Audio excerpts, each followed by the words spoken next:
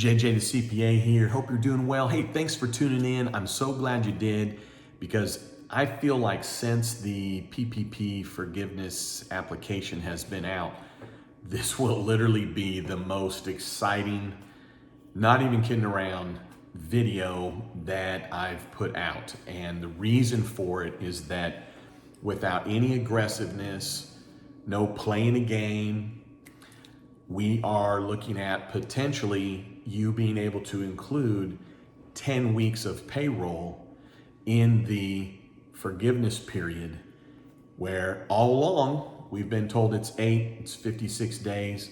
The application came out on May 15th, and when you look at page 2, number 2, there are several of us, and we're like, that's reading like this.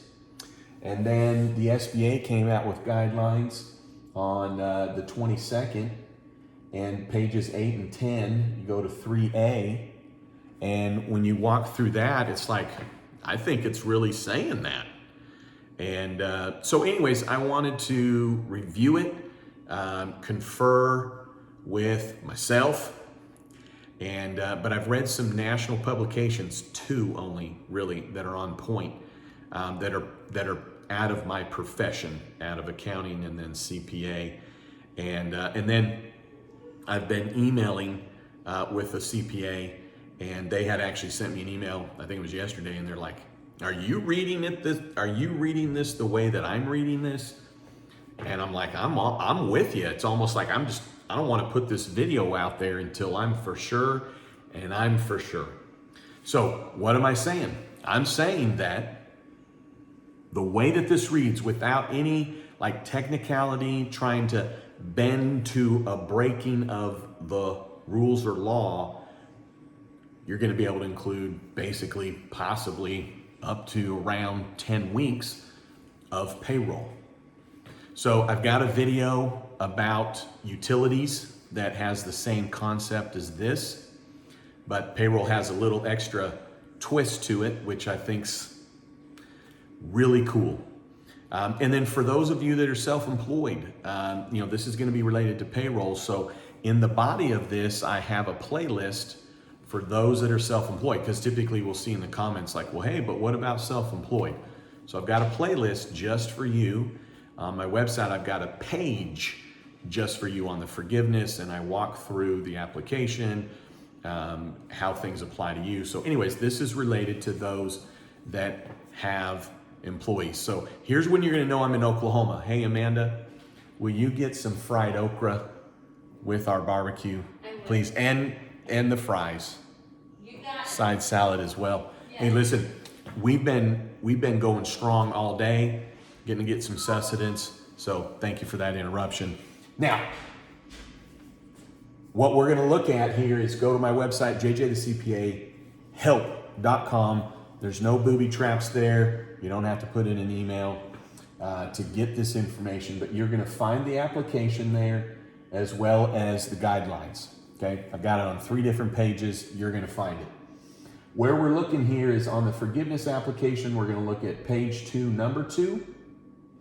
We're going to be looking at what goes into table 1 and 2, which is on page 9 of the application, and it's box 1 of table 1 and 2 that we're looking at, which then feeds into Schedule A, line 1, and you're already like, wow, yeah, this 11-page forgiveness application is cumbersome. But what I'm getting at is that this applies to this. And really what it boils down to is we're defining what's going to go in box 1 on page 9 for table 1 and table 2. What's table 1? Table 1 is for the employees that made less than $100,000. Table 2 is for the employees that made over $100,000. These are the tables where you're filling out employee by employee, FTEs, their salaries, and all that good stuff.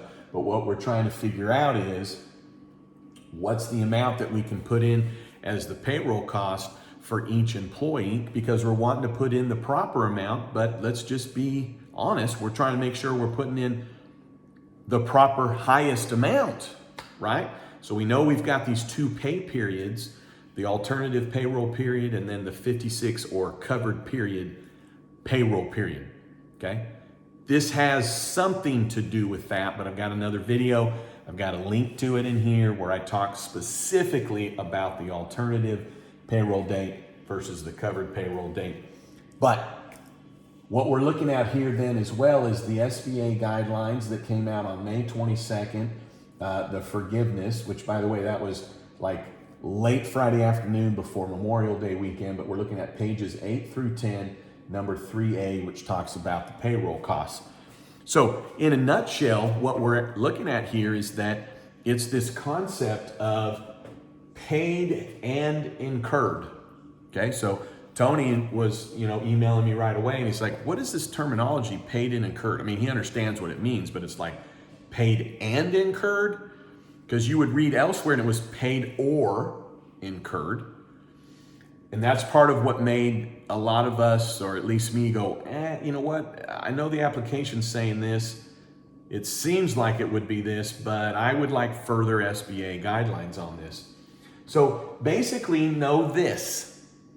What this comes down to is the expenses that you get to include for payroll as well as the non-payroll costs are what you have paid during your period of time, which is the alternative or the covered, okay? What you actually paid and what incurred during that time period, even if you pay the expense for what was incurred during the covered or alternative period after the PPP period. What am I saying?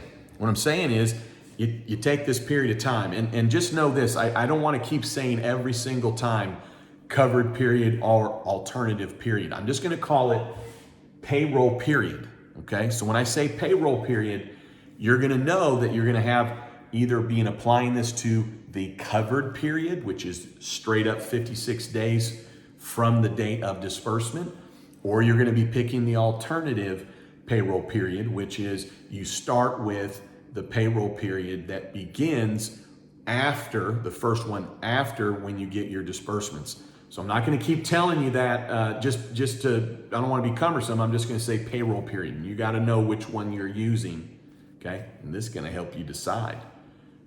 Let me back it up for you. You're going to take your covered period, your payroll period, okay? And for payroll, what you pay in that period is included. What was incurred in this payroll period that you would pay after, included.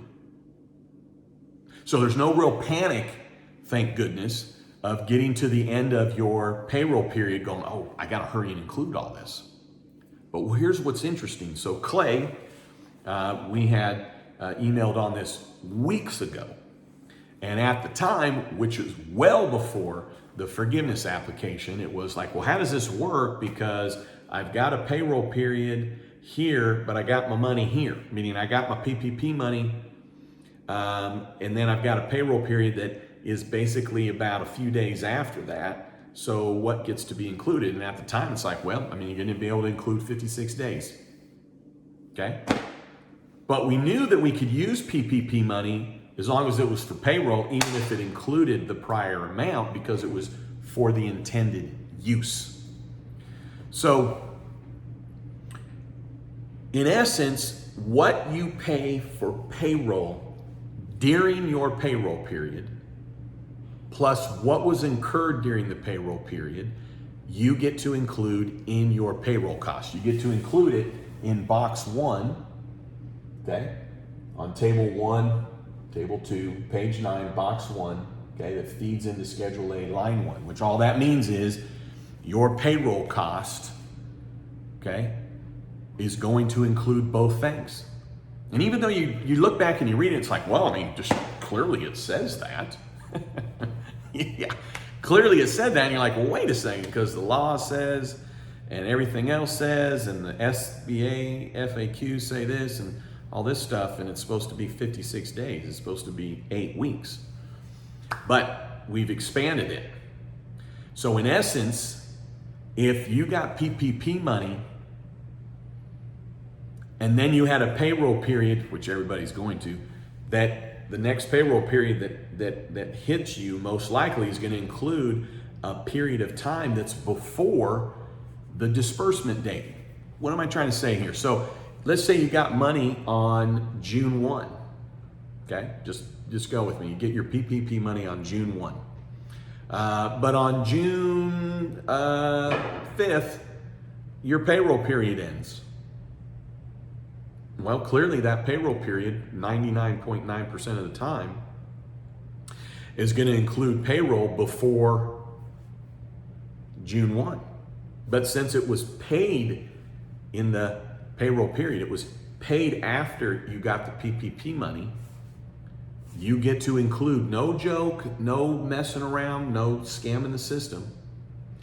You get to include all of that payroll, even though it includes a period that is before you got your PPP money. Okay? And then you're getting, in essence, all the payroll that's incurred until the end of your payroll period. Okay? Alternative or covered.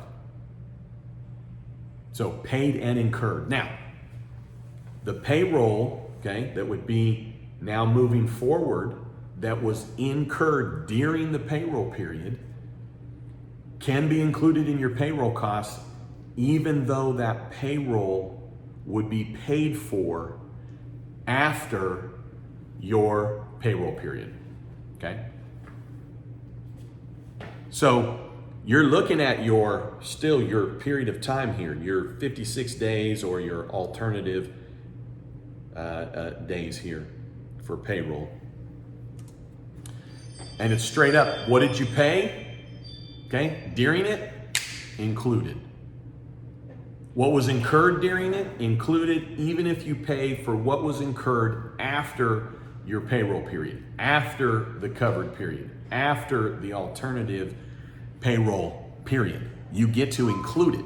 That's how you can be basically including possibly up to 10 weeks of payroll. Okay?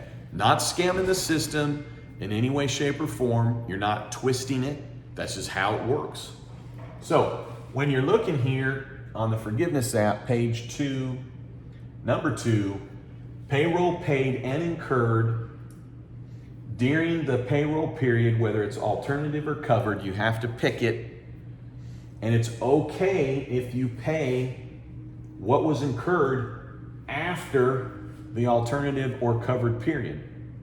Now, the one thing to note is that there still is a max $15,385 per employee. What's the $15,385? Well, it's for those that are making over $100,000. That's the max that can be included per employee. Okay, per employee. Because when you're going to table 1 and 2, okay, that's per employee. So what's considered paid during that time frame? What's considered paid? Well, they said that paid is when the paychecks are distributed and or when the ACH originates, that ACH date. What's ACH? Well, it's when the payroll company, if that's who you're using, pulls out that money. Okay, they pull it out of your account or you distribute pay, that's considered paid. So whatever you did during your payroll period, okay, that you paid, included. All of it. Okay, so even if you pay it and it included payroll from before your disbursement date, included. Then what's incurred? So the incurred is when the pay was earned by the employee, right? So June 1 is your disbursement date, so July 26th would be the end of it. So payroll that's, on the tail end of your period of time there, if you're going with covered period, well, it's gonna most likely be paid after July 26th. What's July 26th? It's the end of the covered period, assuming you pick the covered period, okay? So your disbursement date is June 1. That means you have a covered period through July 26th. Even if you pay the payroll after July 26th, okay, you get to include it. Okay, so there's no monkey business here. I mean, it's got to be incurred. Okay, so if it's not at all, so you're saying my next payroll period I get to include? No. What you pay after the payroll period that is for payroll that was incurred during your payroll period is what you get to include. So that's where it's what did you pay and what did you incur during whatever payroll period you've selected. Okay, so let's look here. I got two scenarios for you. Let's say we're going with the covered period, but then the alternative, okay, is 6/7 to 8/1. So we have a covered period, okay, 56 days, or we go with the alternative 6/7 through 8/1, which is 8 weeks. So when we're looking at this, the payroll costs, if we go with number one, so the payroll costs that I'm giving you right here, okay, that is this, okay, your covered period, okay, it's here, it's your 56 days. You have to pick one or the other here, okay? Again, look at my other video if you're confused on this part, go watch the other video. But if I'm taking the covered period, the payroll costs, okay, look at this. There's a payroll period that ends 6/6, but that's including payroll, okay, from 5/24 to 6/6. But all of that will be included, all of it. Why? Because it was paid during the covered period. So even though we have payroll from before 6/1, it's all included in the payroll costs for forgiveness. Then also what was incurred 6/7, okay, to 7/26. Okay, 6/7. Why 6/7? Well, this payroll period ended 6/6. The next payroll period begins 6/7.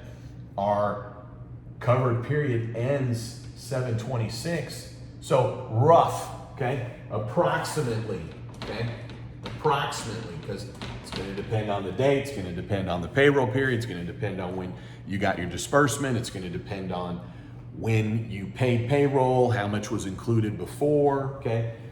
You're not going to do this calculation and then go, well, mine didn't come out to 10 weeks. It's going to come out to whatever it is. I'm saying it could be technically up to about 10 weeks. Rough. Now, this would be the payroll costs if we're looking at the alternative, okay? Right, so this is for the alternative. If you pick the alternative, you're starting with the next payroll date after the covered period begins. Just go watch that video. Just know this. Basically, you've got 6/7 through 8/1, okay? That's the 8 weeks, okay? Potentially, depending on how your payroll runs, that might be all that gets included is the 8 weeks. Now, let's be clear. If you paid payroll here on 6/9 for the period before, okay, well, then that will be included. So it may be that this could be 10 weeks if you paid the prior period during this period. But the thing to note is that you have to pick one or the other. And it is A-OK to look at these and go, you know what, I'm going to include that one because it includes some more payroll. I'm going to include this one because it includes more payroll. In essence, this is why they gave us the alternative. The SBA is giving you every opportunity, in essence, legally not messing with the system at all, to include the proper amount of payroll. Pretty amazing here. I'm very excited about this. And the reason why is there's a lot of concern about, God, am I going to have enough payroll? Maybe somebody was out for a week or two. I got PPP, then we got them back. All those little things that come into play. Now, this doesn't change anything related to your FTE reduction or your salary reduction, okay? I mean, you still got to do all those calculations. But then when you're looking at what payroll cost do I get to include? Oh, voila, it is here. Now, you might be asking, okay, but what about the other payroll taxes? So what gets to be included is the state unemployment tax, or if there happens to be a local unemployment tax, gets to be included, okay? And it's gonna fall in the same amount. So whatever payroll costs are included, that payroll tax is included. Social Security and Medicare for the employer, okay, the Social Security Medicare taxes for the employer are not included in payroll costs. Then if you're looking at the payroll here, okay, whatever your period is, whatever payroll's included, whatever the employer match would be on the retirement, that will be included. So if you have this amount of payroll, and just to simplify it, your employer match is 3% for those that are participating, you're able to do the 3%, then you would be taking your full payroll cost, okay, whatever period, if it includes that, and you would take the 3%, and that would be your employer match, okay? When it comes to the health insurance, okay, it's gonna work the same as that video I've got for you on the utilities, but within this payroll period, which just means that it's the same thing, okay? If you're paying health insurance, and for whatever reason, let's just say you take this example or that example, but let's just say you're like, I wasn't able to pay, I don't mean you, I'm using this as an example. Let's say you weren't able to pay the health insurance that is technically due on May 15th. It's not late till June 15th. So you pay that in June 15th, but it is for the prior month. Well, that's going to be included. So if in June you pay on June 15th the health insurance for June, and then on July 15th you pay the health insurance for July, what are you getting to include? Okay. Well, if on 6/15 you paid for May's health insurance, included. If on 6/15 you also paid for June's health insurance, included. And then on 7/15, what you paid for July, okay, you would include whatever was incurred until the end of that payroll period that you selected. So on the alternative, in that example I just gave you, if you selected the alternative, you would be able to include all of July's health insurance because your period doesn't end until 8/1. If you went with the covered period, you would be able to include the health insurance cost. Even though paid on July 15th, it's only going to though include to 7/26. Okay? Now, if your health insurance is a month behind, right? Meaning in August you paid July's health insurance, which that doesn't work that way, but let's just say that it did. Well, whatever was incurred in July, even if you paid it in August, you get to include it in your payroll costs. The one thing I just want you to know is that whatever one you pick, you got to use this one or this one, okay? You got to pick one, alternative or covered, okay? But whatever date you pick there for your payroll costs, it's all what falls into that period of time, okay? So if you go with an alternative period, you have different dates versus the straight up 56 days in a covered period. But you can run it both ways. There's nothing wrong with running these numbers both ways, looking at your payroll, running it both ways, because really what SBA is trying to do is ensure that you're including as much payroll as you possibly can, quite frankly, right? They're saying, hey, you got PPP funds, we want you to use it on payroll. This makes it a lot easier to get to that 75%, which by the way is not an all or nothing. But this gets a lot easier for you to use up your PPP funds on payroll. So remember this, payroll costs can be more than 75% of your PPP.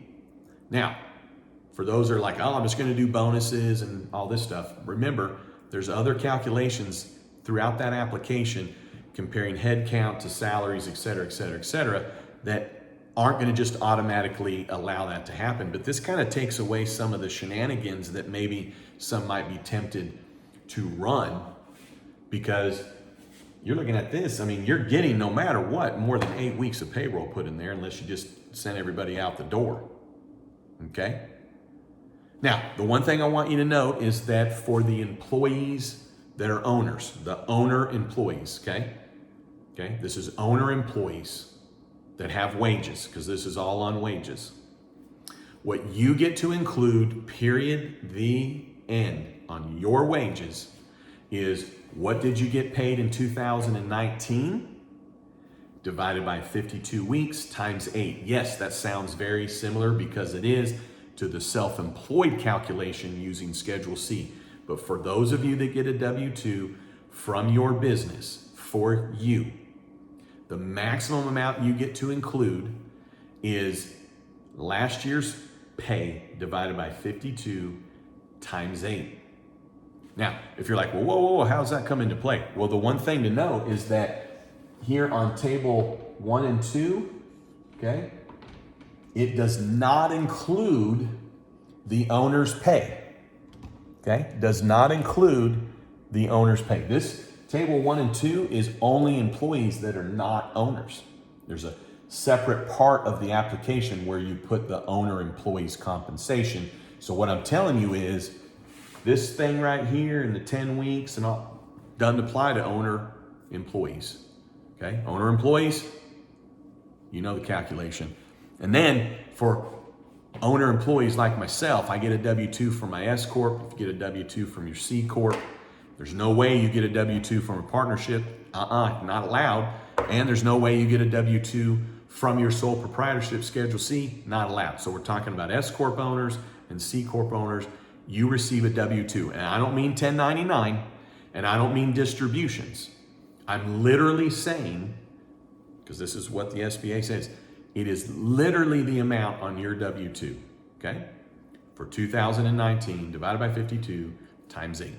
If you ask me, it would be what's in box 5 of that W-2, where you would get that figure. But then on your health costs, okay, you're gonna get, in essence, 2 months worth of your health insurance at whatever you spent on your health insurance, okay, for you and those that are covered under your plan as your family, based on what it was for 19, and then whatever your employer match was in 2019 on you, okay?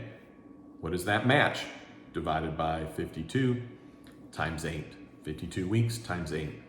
So on the owner employees, that payroll cost is what was spent in 19 divided by 52 times 8. This is all on the employees. So for the owners that were thinking initially like, boom, I'm just gonna pay myself more. I'm gonna give myself a bonus.